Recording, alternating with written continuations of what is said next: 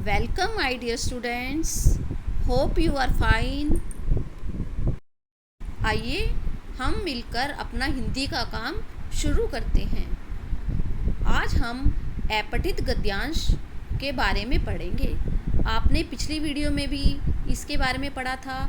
आज फिर हम इसकी प्रैक्टिस करेंगे। आप अपनी नोटबुक और पेंसिल ले लीजिए और जिन बच्चों के पास ग्रामर बुक है वो ग्रामर बुक का पेज नंबर 76 ओपन कर लीजिए। आपको याद होगा मैंने आपको अपठित गद्यांश शब्द का अर्थ बताया था।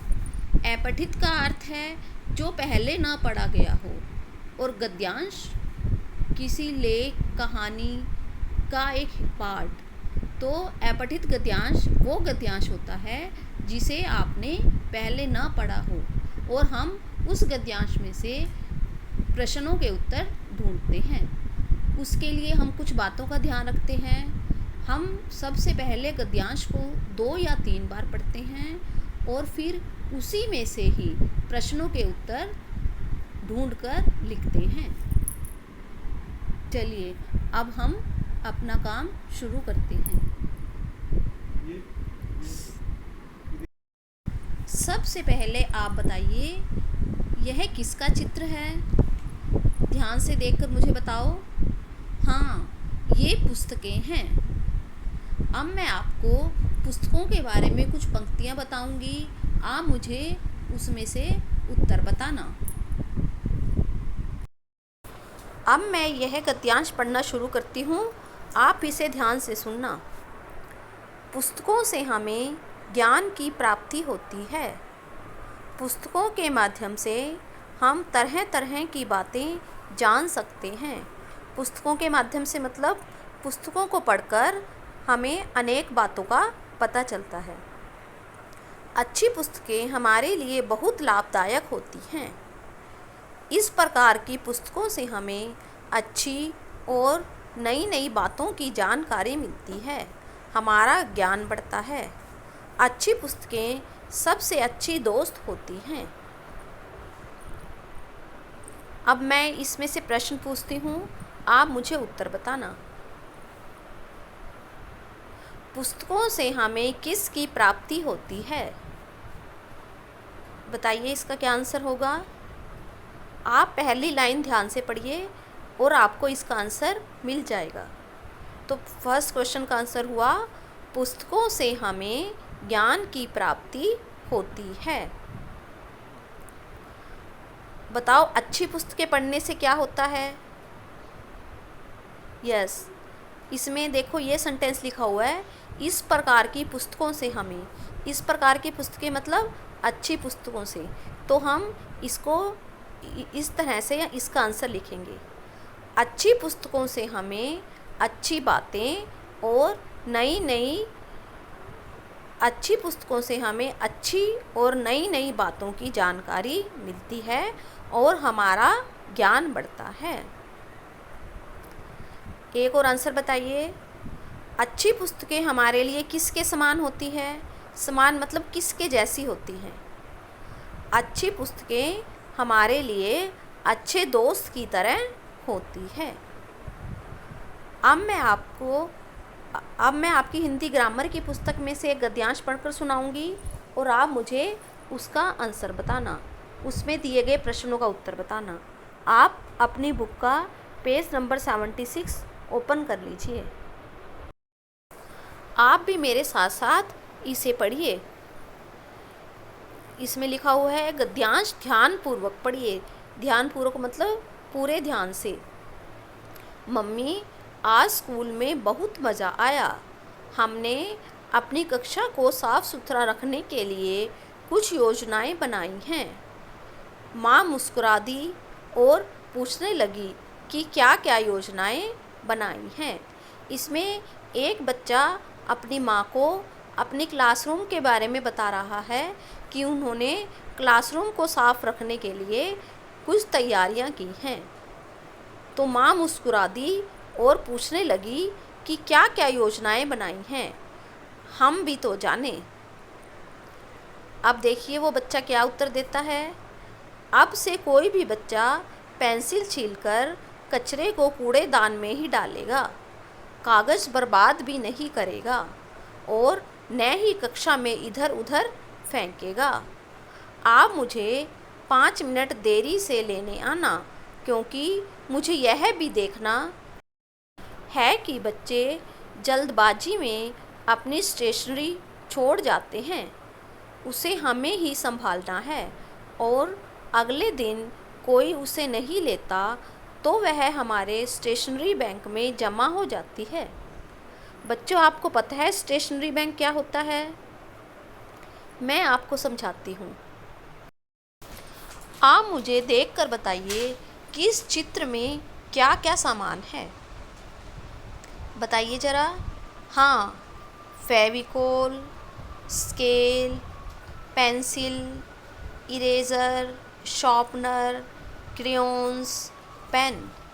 ये जो सारा सामान है, ये सामान, इसे हम स्टेशनरी का सामान कहते हैं।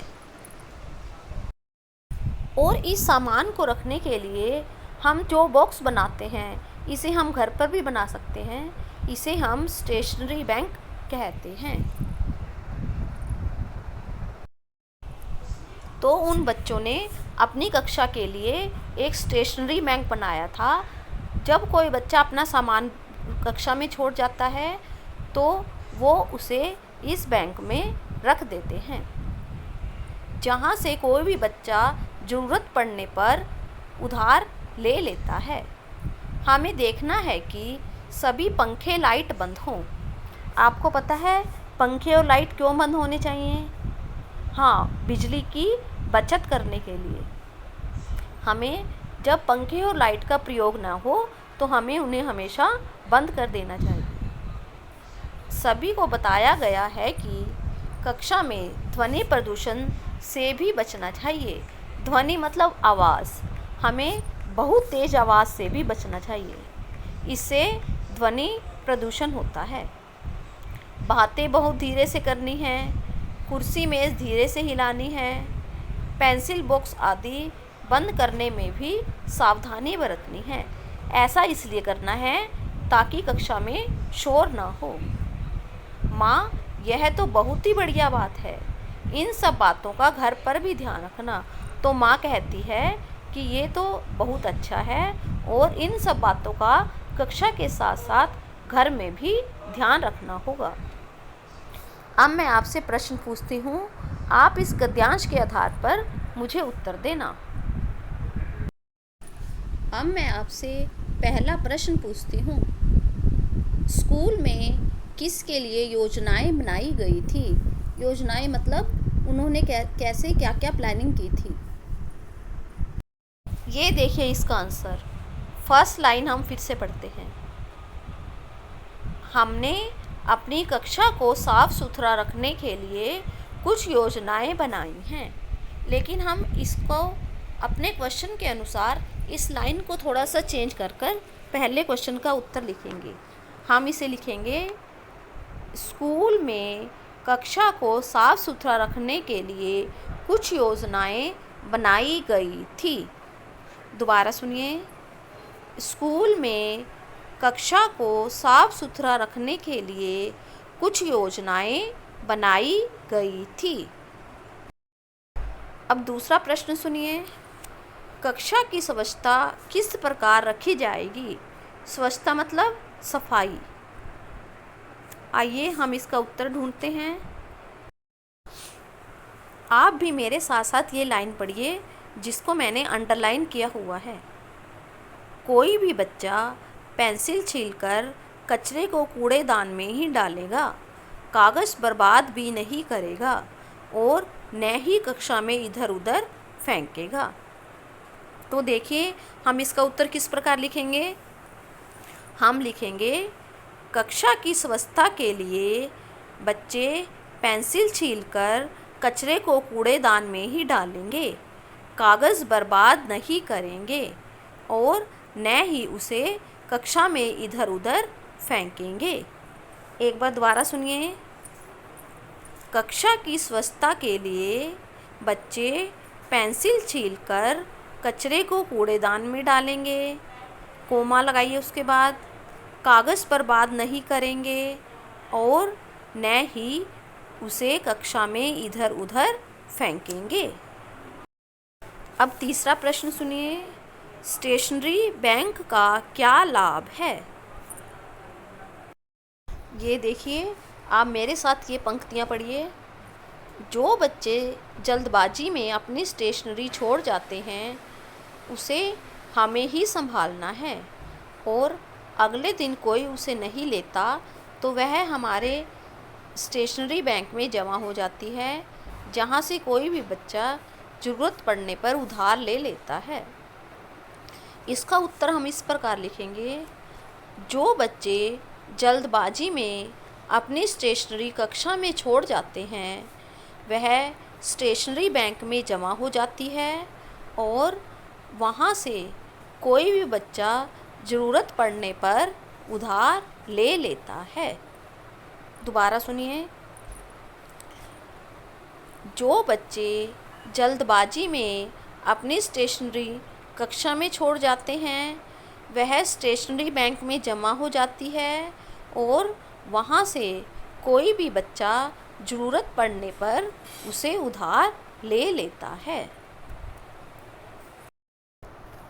अब फोर्थ प्रश्न सुनिए, ध्वनि प्रदूषण से बचने के लिए बच्चे क्या करेंगे?